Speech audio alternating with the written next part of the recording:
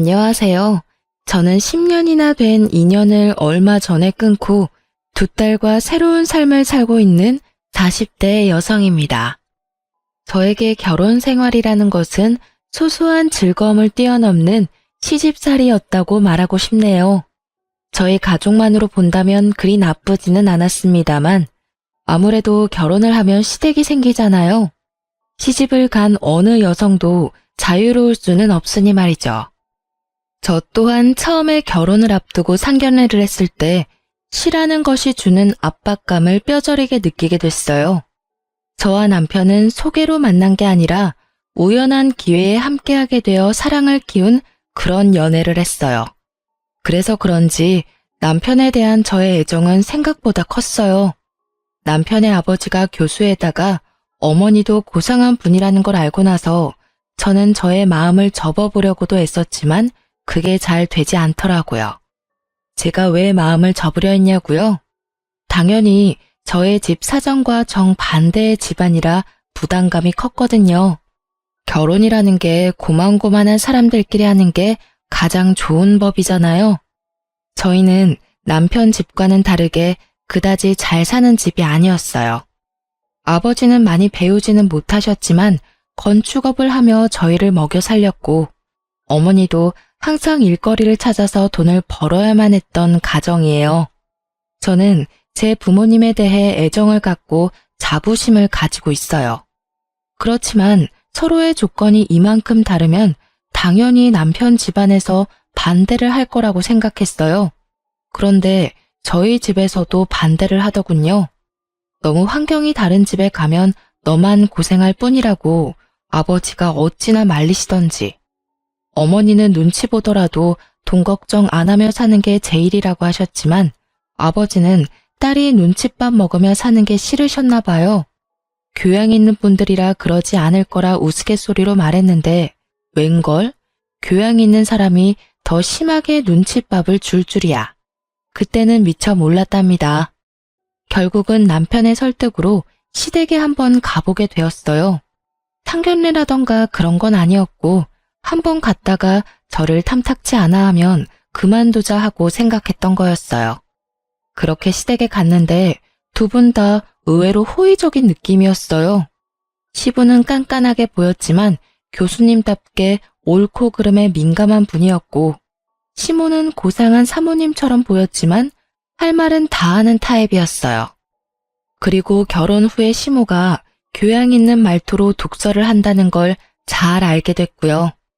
그때 시모는 제게 결혼을 하고 싶으면 한 가지 조건만 허락하면 된다고 하셨어요.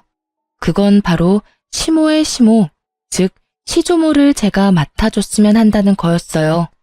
물론 이게 같이 살면서 돌보라는 거였다면 저도 허락을 안 했겠지만 당시의 시조모는 작고 왜소한 분으로 본인 앞가림은 다 할 줄 아시는 분이셨어요. 그리고 혼자서 좋은 집에서 잘 살고 계셨고요. 대신 시조모가 부를 때는 무조건 가야 한다는 게 조건이었어요. 처음에는 망설였는데 시부가 한마디 거들더라고요. 시조모를 돌본다면 시부모인 자기들은 모실 필요 없다고요. 그리고 시조모를 모시며 결혼하면 신혼집을 마련해 주겠다고 하셨어요. 그 이야기에 저는 마음이 확 기울었어요. 나쁘지 않은 이야기라고 생각했어요. 아무래도 없는 집에서 자란 제게 자가라는 건 상상만으로도 달콤한 것이었으니까요. 그래서 저는 그 일을 맞는 조건으로 결혼을 할 수 있게 되었죠. 그런데 문제는 시모를 모시지 않는다고 하여 시집살이에서 자유로울 수는 없다는 점이었어요. 제가 그 부분을 놓친 거였죠. 저는 결혼 후 첫째 딸을 낳고 그럭저럭 괜찮은 시간들을 보내고 있었어요. 시모가 말한 시조모를 모시는 일도 그렇게 힘든 일은 아니었어요.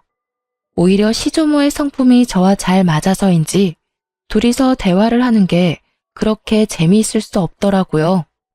저는 애늙은이 같은 면이 있었고 시조모는 젊어 보이는 것에 민감했으니 어찌저찌 잘 맞았던 거였어요. 그래서 제게 시조모 부양은 부양이 아닌 말벗의 느낌에 더 가까웠어요. 처음에는 빠릿하게 집안일을 해나갔다면 이후에는 차츰 시조모께서 그런 일은 아줌마를 부르면 된다며 이야기나 더 하고 가자고 하시더라고요.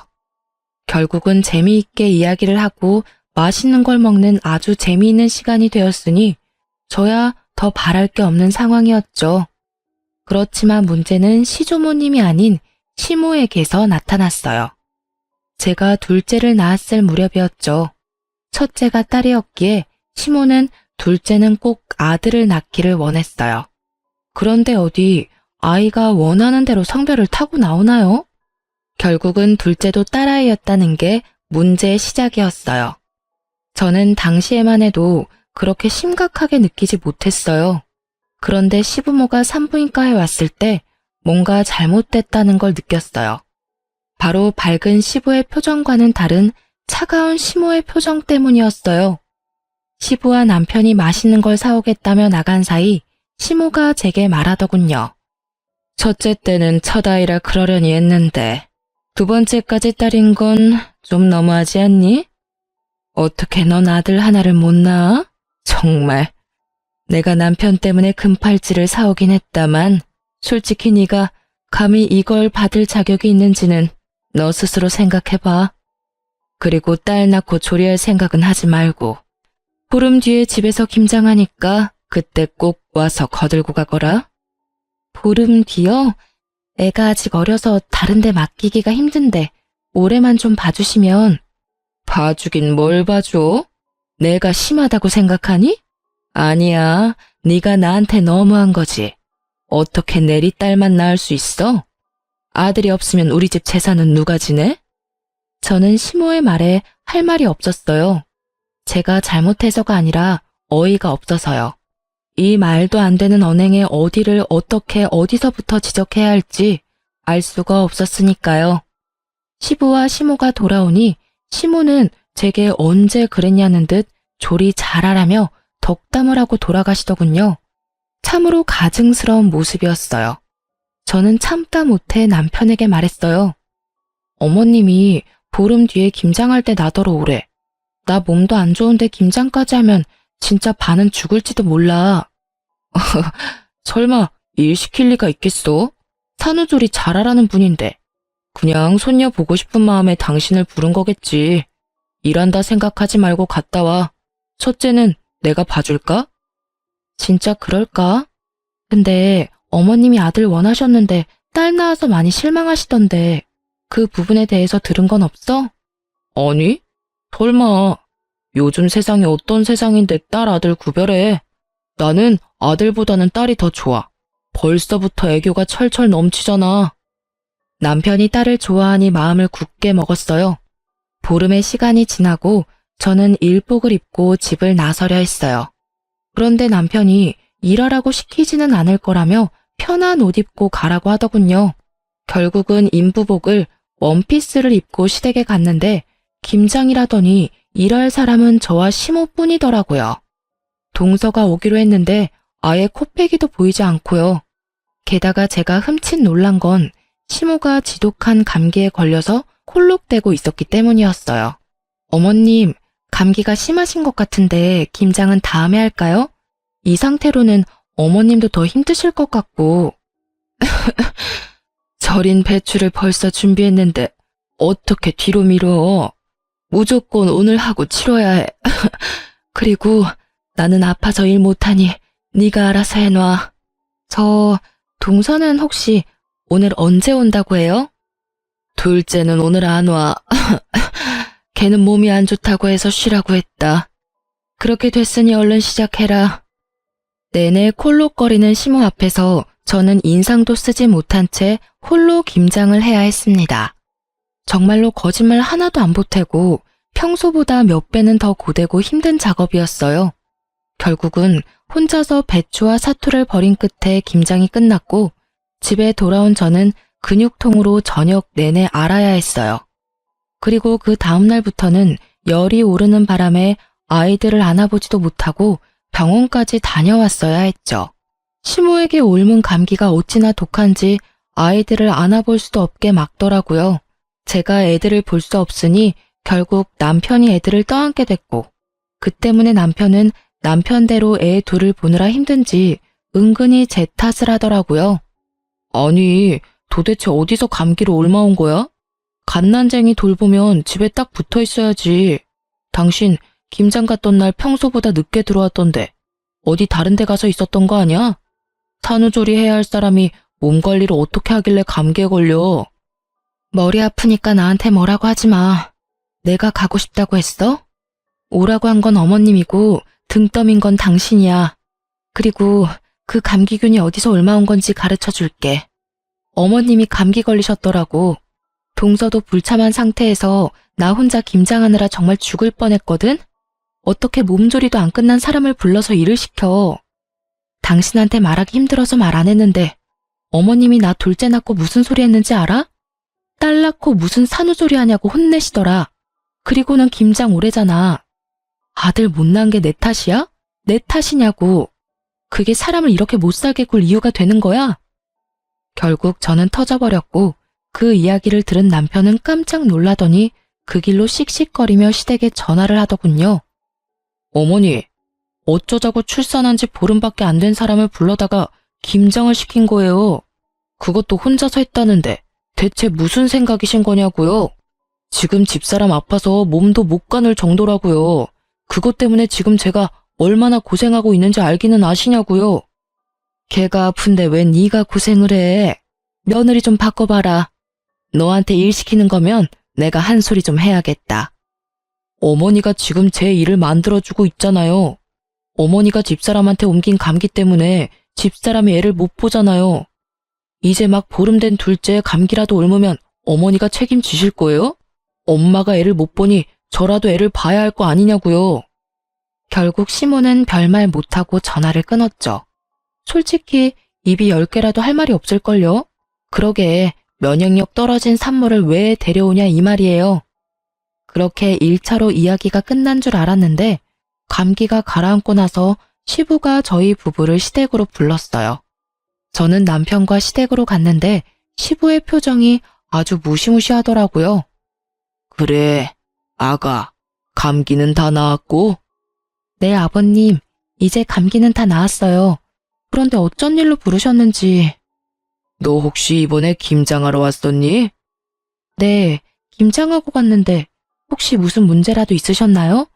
그때 제가 너무 경황이 없어서 혹시라도 김치 맛이 이상하다면 죄송합니다. 그랬구나. 역시 너희 시어머니가 너한테 되지도 않는 시집살이나 시킨 거였어. 당신은 그렇게 할 짓이 없어서 며느리 괴롭혀? 어떻게 출산한 지 보름밖에 안 된 며느리를 데려다가 김장을 시켜? 아니, 딸 낳고 뭐가 자랑이라고 미역국을 끓여 먹고 팔자 좋게 산후조리를 해요. 옛날 같았으면 당장 나가서 일할 상황이라고요. 그리고 며느리 둘이 다 안 하겠다는데 그럼 김장은 뭐 나 혼자 해요? 그럼 며느라가 김장은 누구랑 같이 했는고? 저 혼자 했어요. 동서도 그날 안 왔거든요. 어머님도 기침 감기 때문에 계속 홀룩거리고 계셔서 제가 일을 다 해야 했어요. 어머님이 그날 다 해야 한다고 하셔서. 어이구, 맨날 나가서 교양 있는 척은 혼자서 다 하더니 이거 봐. 당신이 그렇게 중요하게 여기는 교양과 상식에 출산 직후의 여성을 김장에 막 부려먹어도 된다고 하든 조선시대에도 이렇게까지는 안 했을 거야. 게다가 감기에 걸려서 콜록거리면서 어떻게 애를 봐야 할 사람을 불러서 감기로 옮기도록 할 수가 있어. 상식이라고는 어디다 갖다 처박아 놨길래 이런 사달을 만들어? 결국 시부가 화를 내고 시모에게 사과하라고 했지만 시모는 절대로 미안하다 한마디를 안 하더라고요. 뭐 저도 사과받을 생각이 없기는 했어요. 그걸 보고는 시부가 저에게 미안하다며 사과를 하시더라고요. 그때 저는 앞으로도 시모와는 이렇게 대면대면 거리 두고 살기로 작정했어요. 그렇게 다짐하고 나니 그 뒤로부터는 시모에게도 할 말은 하게 되더라고요. 그렇게 시모와의 사이가 악화되고도 그럭저럭 5년을 더 살았어요. 그동안에도 시모는 저에게 날카로운 눈총을 보내기도 했어요. 그리고 추석이 지난 공휴일에 친정에서 연락이 왔어요. 딸, 빨리 병원으로 와. 너희 아버지 아파서 지금 병원에 왔는데 나 혼자 무서워서 못 있겠어. 왜, 무슨 일인데 병원이야? 너희 아버지가 갑자기 숨이 잘 안 쉬어진다고 해서 병원 응급실에 왔는데 뭐가 안 좋나 봐. 의사들 얼굴이 심각해. 전화를 받으면서 옷을 후다닥 갈아입은 제가 병원에 도착했을 때 친정엄마는 거의 무너져 있었어요. 폐암 4기에 간이며 콩팥이며 뇌까지 전이가 다 된 상태라고 하더군요. 결국 수술은 불가하고 항암과 방사선으로 여명을 조금씩 늘리는 수밖에 없다고 하더라고요. 입원실에 들어간 아버지는 본인의 상태를 어느 정도 짐작한 듯 보이더라고요. 그리고 더 이상 치료에 희망이 없음을 느끼셨는지 집으로 가고 싶다고 엄청 떼를 쓰셨어요. 마음 같아서는 계속 병원에 두고 싶었지만 집이 보고 싶었을지도 모른다는 생각에 엄마와 저는 아버지를 집으로 데려왔고 가족 모두가 함께 하기로 했어요. 그래서 남편과 시조모에게도 미리 말을 했어요. 며칠이 될지 몇 주가 될지는 모르겠지만 친정에서 당분간 지내겠다고요. 물론 아이들은 데리고 가기로 했어요. 손녀들 얼굴 보면 아버지께 희망이 조금이라도 생기지 않을까 하는 마음에서 데리고 간 거였어요. 아버지가 너무 좋아하시더라고요. 병원에 있을 때보다 훨씬 얼굴이 좋아 보였어요. 물론 몸 상태는 안 좋으셨지만 마음이 편안해 보이는 게 보여서 저도 좋았죠. 그렇게 한 사흘쯤 됐을까요? 그때 시모가 급한 일이 있으니 시댁에 좀 오라더라고요. 아버지의 상태가 그리 좋지 않아 거절하려고 했는데 시모가 무조건 와야 된다는 거예요. 그만큼 중요한 일이 뭐가 있나 생각해봐도 전혀 생각이 나지 않으니 결국은 잠깐 갔다 오기로 했어요.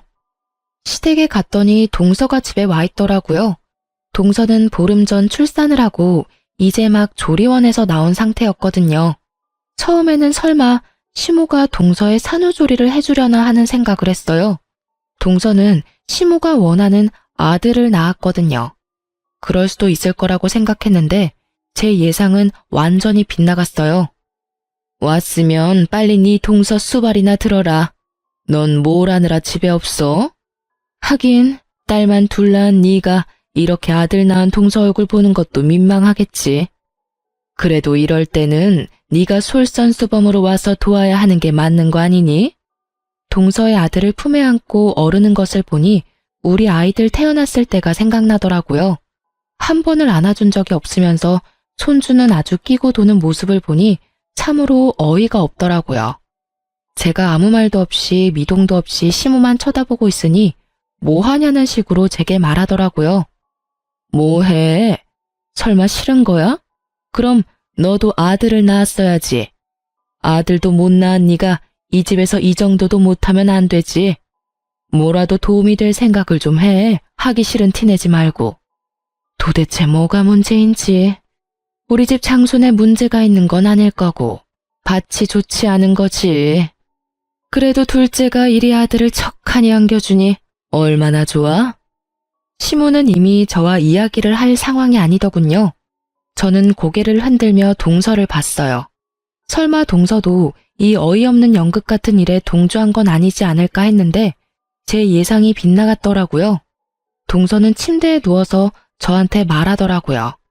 죄송해요, 형님. 그런데 물 좀 가져다 주시면 안 될까요?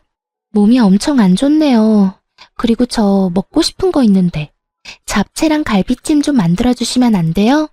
몸이 아직 안 풀려서 그런지 몸에 좋은 음식들이 막 먹고 싶네요. 실실거리며 시켜 먹으려는 동서를 보니 아주 배알이 뒤틀리더라고요. 출산 후 딱 보름, 저는 그때 김장을 하고 있었죠. 이런 극진한 수발 같은 거 받아본 기억도 없는데 정말 화나더라고요. 위독한 아버지 놔두고 여기 오게 만든 것도 열받았어요. 중요한 이유도 아닌 그저 동서의 산후조리를 위해 제가 가족과 보낼 수 있는 유일한 시간을 뺏겼다는 것이 너무 열받는 일이었거든요. 결국 이런 말도 안 되는 일에 제 입에서도 고운 말이 나오지는 않더라고요. 어머님, 제가 딸만 낳아서 미운 건 아시겠는데 때를 좀 가려서 이런 일 시키세요. 제가 분명히 아버지 위독하셔서 아버지 곁에 있어야 된다고 말씀을 드렸는데 이렇게 부르는 건 상식 밖의 일 아닌가요? 그리고 아들이 그렇게 좋아서 동서 수발 들고 싶으면 어머님 본인이 하세요. 왜 저한테 그런 일을 시키세요? 게다가 요즘에 도우미도 부를 수 있는데 일부러 저한테 시키는 것 자체가 저를 괴롭히려는 것으로밖에 안 보인다고요. 아시겠어요? 그리고 동서도 이러는 거 아니지. 내가 손윗 사람인데 아주 턱짓으로 사람을 부려먹으려고 해. 물 먹고 싶으면 알아서 가져와서 먹어. 손이 없어 발이 없어. 이런 일로 저 부르지 마세요. 아니 뭐 저런, 네가 뭐가 바빠서 이런 일도 못 도와줘? 그럼 늙은 내가 며느리 수발 들어야 되니? 어머님이 여기에 동서 불렀을 거 아니에요. 그럼 어머님이 책임지셔야지. 왜 이제 와서 애먼 사람한테 난리래요? 다 됐고 저 이제 부르지 마세요. 그렇게 말하고 나오는데 친정 엄마에게서 전화가 왔어요. 절대로 듣고 싶지 않았던 소식, 바로 아버지의 임종이었어요. 결국은 저는 시모의 이런 상식 밖의 행동 때문에 아버지의 임종조차 지키지 못한 딸이 되었어요. 그게 너무 원통하더라고요. 그렇게 계속 있었는데 가시는 길 배웅을 못하다니. 그래도 장례는 치러야 하잖아요. 그래서 마음을 다잡았어요. 시모의 일은 접어두고 이 장례식을 잘 치러야겠다는 생각만을 하고 있었는데 제 불붙은 가슴에 기름을 끼얹은 일이 다시 일어났어요. 이번에는 아예 대참사 수준의 사건이었죠. 아버지 장례 때 시부는 병원에 입원 중이었어요. 그래서 시모만 장례식장에 왔는데 제게 봉투를 주시더라고요. 봉투를 챙겼는데 딱 5만 원이 들어있더라고요. 따로 부의금을 낸 것도 아니고 제가 받은 게 시댁에서 우리 집에 보내는 부의금인데 5만 원. 그런데 이 5만 원에 화가 난 게 아니었어요. 제가 화가 난 건 시모의 말 때문이었죠. 시모는 제게 5만 원의 부의금을 건네더니 차가운 목소리로 말하더라고요. 사돈어른께서 가시는 길이 참 마음이 아프시겠네. 아들도 못 낳는 딸 놔두고 저 세상 가는 마음이 어떻겠어? 그리고 어떻게 꼭 돌아가셔도 이렇게 남의 경사 때 돌아가시는지 모르겠어. 우리 집 손주 태어난 거 아시고 질투나셔서 일찍 그렇게 되신 건지도 모르지. 안 그러니?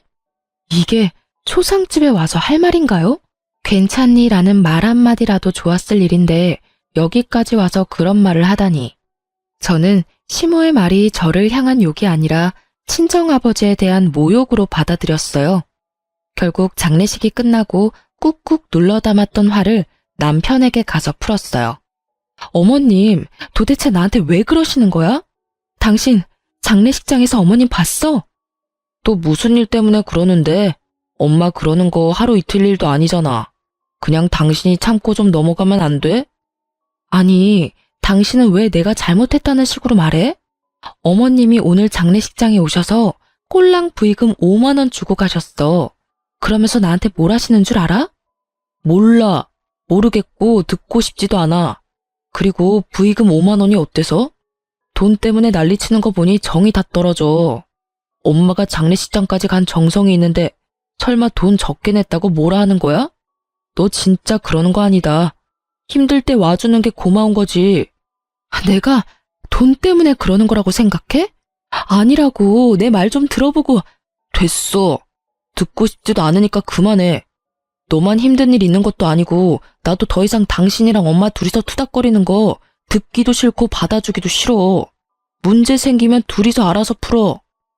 불가능에 가까운 걸 요구하는 남편놈을 보며 저는 이놈의 집구석이 아주 꼬라지도 보기 싫어졌어요. 그렇지만 바로 이혼이라는 단어를 내뱉지는 않았어요. 다른 사람들에게 시모가 제게 한 일들을 모두 까발려주고 싶었거든요. 그래서 모두가 모이는 날만 기다렸습니다. 냉랭한 제 모습을 보던 남편이라는 작자는 아예 저에 대해 신경도 쓰지 않더군요. 시모와 제 사이에서 끼이는 것도 지겹다나요? 완전한 해결책을 바란 것도 아닌데 남편의 그런 행동은 저를 정떨어지게 만들기 충분했어요. 그리고 추석이 되었어요. 저는 작심을 하고 어른들에게 드릴 용돈 봉투를 만들었습니다. 시조모에게는 50만 원을 넣고 시부의 봉투에는 30만 원, 그리고 시모의 봉투에는 5만 원을 넣어서 드렸어요. 역시나 봉투를 받은 시모의 얼굴이 확 상하더군요. 고상함을 추구하며 항상 무표정한 표정을 짓는 시모의 그 일그러진 표정만 봐도 기분이 한결 나아지더라고요. 이거 봐. 얘는 이래서 안 된다니까. 너 설마 시아버지, 시조모님 봉투에까지 이런 장난친 거 아니지? 이게 뭐야, 애들 용돈도 아니고. 네 동서는 봉투에 50만 원 두둑히 넣어왔던데 넌 꼴랑 5만 원 넣어왔어? 나이가 들면 나이가 든 행동을 해야지. 너보다 어린 우리 둘째 며느리가 뭘 보고 배우겠니? 윗물이 맑아야 아랫물이 맑다는데 너희는 어찌 된 게 이렇게 정반대야? 집에 도움이 되는 일을 못했으면 이런 날 부모님 기쁘게 해드릴 노력 같은 건 아예 없고. 아들아, 너 장가 잘못 갔어. 참 모질다 싶은 말들만 골라 하더라고요. 그래서 저도 따박따박 말해줬죠. 그럼 동서는 아버지 돌아가시면 50만 원 드리겠네요? 동서는 좋겠어. 이렇게 좋은 시어머니도 두고. 근데 어머님, 제가 생각이 없어서 5만 원 넣었겠어요? 어머님이 제 아버지 돌아가셨을 때 장례식장에서 5만 원만 주셔서 그렇게 담았을 뿐이에요. 어머님이 하신 그대로 돌려드렸는데 뭐가 문제인지 잘 모르겠네요. 제 이야기를 듣고 있던 시부가 깜짝 놀라더니 시모에게 따지더라고요. 이게 무슨 소리야, 당신? 내가 준 돈 200만 원은 어쨌어? 장례식장 갈 때 내가 봉투에 넣어준 돈. 시부가 나서서야 시모의 표정이 살짝 당황하더라고요. 그렇지만 여전히 뻔뻔한 고상함을 무장한 채 한마디도 지지 않고 역 같은 소리를 짓거리더군요. 아니, 아들도 못 낳은 며느리예요. 아무리 사돈 어른이라도 그만큼 받을 만한 이유가 없죠. 이 집안에 도움될 만한 일을 얘가 한 적이 없는데 왜 우리가 돈을 그만큼을 써야 해요? 그 이야기를 들으니 딱 감이 오더라고요. 시모 혼자 이 모든 일을 벌였구나 하고요. 여보, 그만 좀 해. 장례식장에서 5만 원 받은 일로 아직까지 꽁에 있는 거야? 내가 제발 좀 이해하고 넘어가자고 했잖아. 어머니 옛날 사람이고 아들 좋아하는 거 이미 잘 알고 있는데 새삼스레 왜 이제 와서 이러는데. 제발 조용히 좀 살자, 어? 그냥 장례식장 와주신 거에 의미를 두라고. 돈 같은 거에 연연하지 말고. 살면서 그 돈보다 더 많이 받을 수도 있잖아. 남편 놈은 시모 말을 듣고도 제 엄마 두둔하기 바쁘더라고요. 딸을 좋아하지만 엄마도 포기 못하는 거겠죠. 참 효자예요. 그걸 보는 저는 우라통이 터지지만요. 5만 원 받아도 상관없었어. 그런데 돌아가신 고인에게만큼은 예의를 다해야 됐던 거 아니야? 어떻게 장례식장에 와서는 딸한테 아버지를 욕보일 수가 있어. 도대체 무슨 생각으로 그런 말 하셨어요? 말해보세요. 아들도 못 낳는 딸 놔두고 가는 아버지 심정 운운할 때 도대체 무슨 생각을 하셨냐고요. 저는요, 당신 때문에 저희 아버지 임종도 못 지켰어요. 그 잘난 아들 낳은 동서 산후조리 수발 들라며 저 불러냈을 때 저희 아버지 돌아가셨거든요. 이러니 제 가슴에 못이 박히지. 아버지 마지막도 못 본 저한테 장례식장에서까지 그런 말씀 하셨어야 했어요? 그건 저를 욕보인 게 아니라 저희 친정 아버지를 욕보인 거라고요. 악에 받쳐 말하는 제 말에 시부의 얼굴이 터질 것처럼 벌겋게 달아오르더라고요. 뭐? 아니 이 옆에 내가 정신이 나갔어? 어디 장례식장에서 그런 막말을 하고 와? 그리고 임종 지키러 간 며느리를 왜 다시 불렀어? 그딴 쓸데없는 이유로. 내가 부끄러워서 고개를 들고 다닐 수가 없어. 다른 사람도 아니고 사돈 장례식장에서 그런 미친 짓을 하고 온 게 내 마누라라니. 그렇게 고상하고 상식을 찾고 돌아다니더니 이거 봐, 아주 단단히 미쳤네. 인간이 어떻게 인간의 탈을 쓰고 사돈 장례식장에 가서 그런 말도 안 되는 말을 내뱉고 와. 당신 도대체 뭐 때문에 이러는 거야? 시부의 호통 소리에 집안이 조용해졌어요. 그리고 남편놈의 얼굴도 당황한 표정이 역력했죠. 제 말을 들으려고 하지도 않는 바람에 시모가 제게 그런 말을 했던 걸 지금 알게 됐으니까요. 당신은 그 중요한 이야기를 왜 지금 해? 미리 말했으면 내가 잘 알아서. 듣고 싶지 않다며, 알아서 잘 좀 하라며. 이제 둘 사이 신경 안 쓰겠다고 한 사람이 누군지 알아? 내가 왜 말을 안 했겠어? 말하려고 했는데 당신이 안 들은 거잖아. 나는 당신한테 이미 정이 다 떨어졌어. 이야기를 들을 준비조차 안 된 사람하고는 같이 못 살아. 그러니까 우리 이혼해. 갑자기 무슨 이혼이야? 다시 생각해봐. 어머니도 빨리 사과하세요. 이건 아무리 봐도 어머니가 잘못하신 거예요. 장례식장에서 왜 그런 소리를 하신 거예요? 남편 놈이 그제야 뒤늦게 시모를 닥달했지만 시모는 눈도 깜빡하지 않더라고요. 이 와중에 동서는 두 눈 동그랗게 뜨고 구경만 하고 있고요. 조만간 둘 다 눈 돌아갈 일들이 생길 텐데 말이죠. 그때 시모가 차분하게 한마디 하더군요. 이혼해. 너는 뭘 그렇게 잘했다고 이렇게 당당하게 굴어? 아들도 못난 너 같은 건 이 집안에 필요 없어. 그리고 시어머니 못난 점 남들한테 다 까발리는 나쁜 며느리도 나는 필요 없다. 그러니 헤어져. 네, 못할 건 없죠. 저도 남의 아버지 장례식장에 와서 아버지랑 그 딸한테 나란히 모욕을 준 사람을 제 시어머니로 모시고 싶지 않으니까요. 저는 그렇게 말하고 말 한마디 없이 이 상황을 지켜보던 시조모에게 가서 말했어요. 할머님, 죄송해요. 제가 이제 돌봐드리지 못할 것 같아요. 다른 사람을 찾아보시는 게 좋을 것 같아요. 이제까지 잘 대해주셨는데 너무 죄송하고 또 죄송한 마음뿐이에요. 이렇게 끝을 맺게 돼서 제 마음도 너무 안 좋고. 저의 이 말에 그제야 시모 얼굴이 새파랗게 질리더라고요. 그리고 덩달아 동서의 얼굴도 팍 일그러졌어요. 그 얼굴을 보는데 어찌나 통쾌하던지 이제야 눈치를 챘나 봐요. 여태껏 저한테만 맡겨두고 아예 기억 속에서 삭제시켰는지 저와 결혼할 때 한 약속은 머릿속에서 사라졌었나 봐요. 시조모가 아직까지도 이 시가의 재산을 꽉 쥐고 있는데 시모가 아무리 대단해도 시조모에게는 찍소리도 못하거든요. 제가 이혼을 하면 당연히 제가 하던 일은 시모의 일이나 동서의 일이 될 테니 그제야 둘 다 아차 싶은 표정을 지은 거겠죠. 그래, 절이 싫으면 중이 떠나는 게 맞다. 그러면 남은 사람 중에 누가 나를 돌볼 거냐? 애미 너냐? 아니면 둘째 손주 며느리가 볼 거냐? 그런데 선임자가 워낙에 잘해줘서 말이지. 그만큼 못해주면 있던 것도 다 날아갈 것 같은데 괜찮겠니? 시조모의 말에 두 사람 다 얼굴이 새파랗게 질려서는 서로에게 할 일을 미루더라고요. 그렇게 사이 좋은 고부 사이가 순식간에 틀어지는 걸 보는 이 기분이 참으로 재미있었어요. 저는 남편에게 말했어요. 당신이 딸한테는 좋은 아빠인 거 잘 알고 있어. 하지만 당신 어머님이 우리 딸들을 어떻게 생각하는지 잘 알았지? 여기 둬봤자 손녀 취급도 안 해줄 것 같으니 내가 데려갈게. 제 말에 남편은 한마디도 못하더라고요. 제가 이혼을 말해도 부모가 더 소중한 사람이더라고요.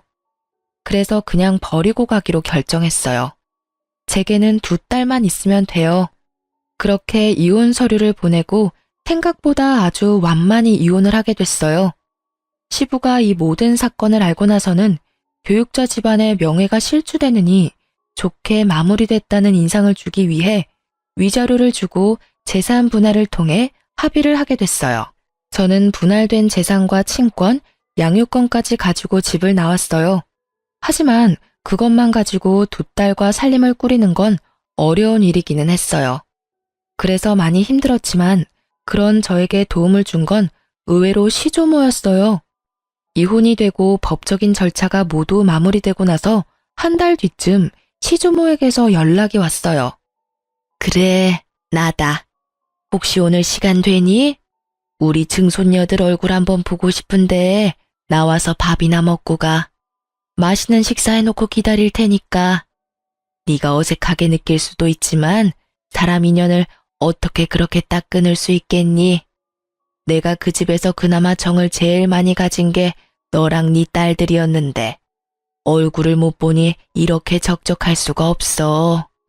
그 말을 들으니 마음에 미안함이 생기더라고요. 제가 시모와 갈등이 생겨서 이혼을 했지 조모와 갈등이 있었던 건 아니잖아요. 그래서 딸 둘을 데리고 시조모 집으로 향했어요. 그런데 집에 들어가니 시모와 동서가 부엌에 있더라고요. 열심히 음식을 만들고 있는데 냄새를 맡아보니 제가 좋아하는 수육과 꼬막 무침이더라고요. 설마 이 사람들하고 제외시키려고 불렀나 싶었는데 시조모가 나오더라고요. 왔니?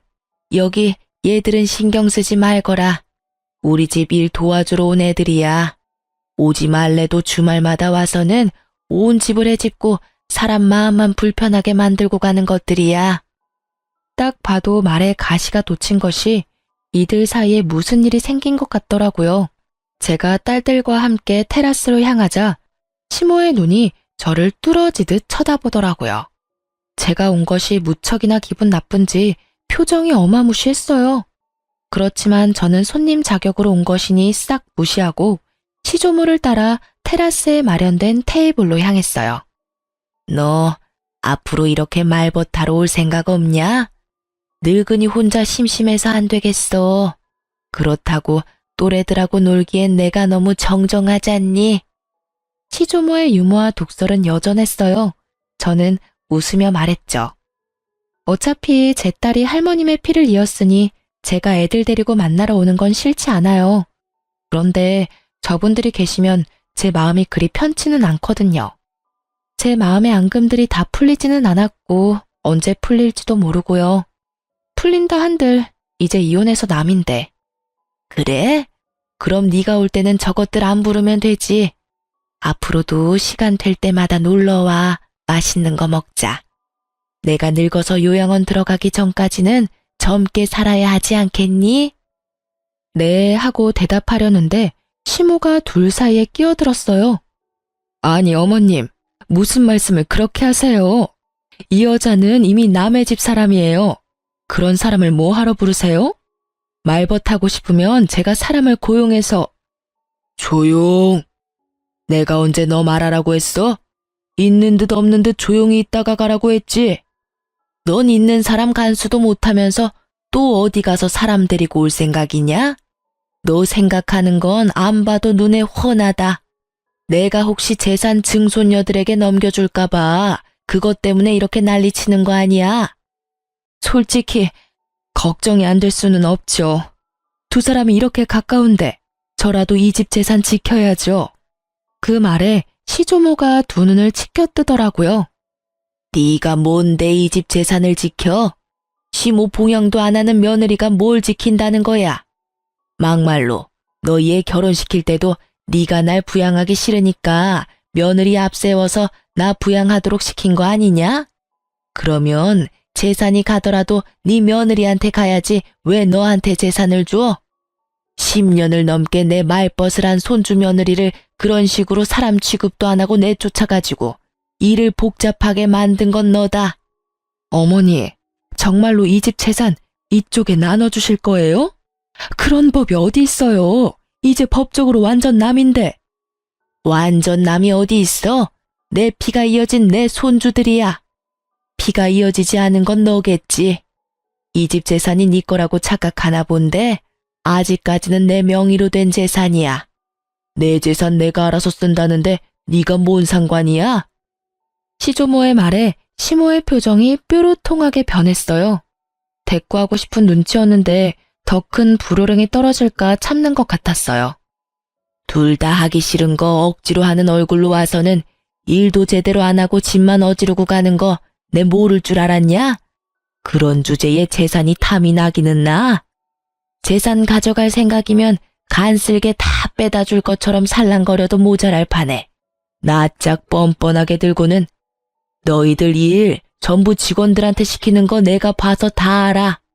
둘째 손부는 10년의 정이 있고 증손녀들도 아주 내 마음에 쏙 들게 컸으니 재산을 물려주지 않을 이유도 없어.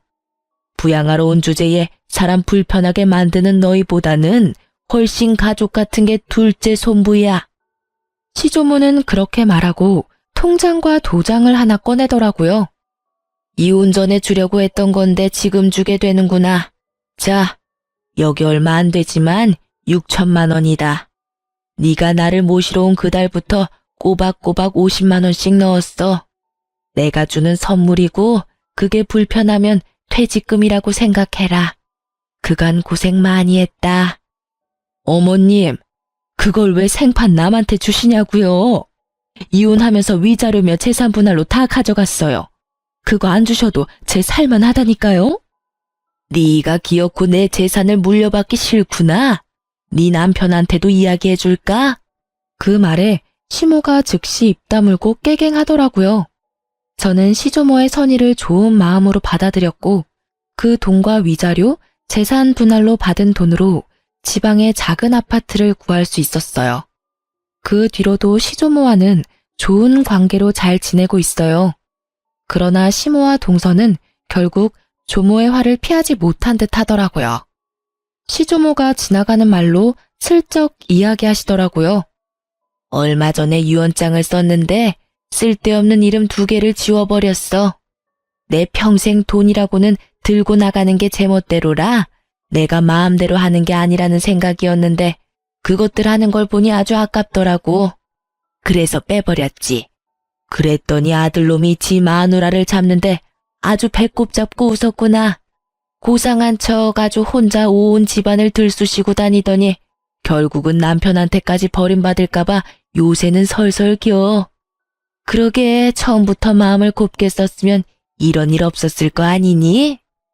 그 말을 들어보니 결국은 시부에게도 미움받게 되고 동서도 시모의 그런 모습을 보고는 노선을 갈아탄 듯 보였어요. 그 이야기를 들으니 이상하게도 마음이 좀 후련해지더라고요. 제 마음속에 그만큼 상처가 됐었나 봐요. 하긴 장례식장에서 그런 일을 겪을 줄 누가 상상이나 했겠어요? 2 딸들은 시모가 자기들을 홀대한 걸 기억하고 있어서인지 제 이혼도 잘 받아들여 주었어요.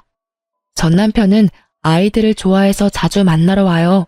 그러면서 매번 재결합을 말하더라고요. 그 사람도 사람인지라 저와 재결합하면 할머니가 자기에게 재산을 많이 물려줄 거라 생각했나 봐요.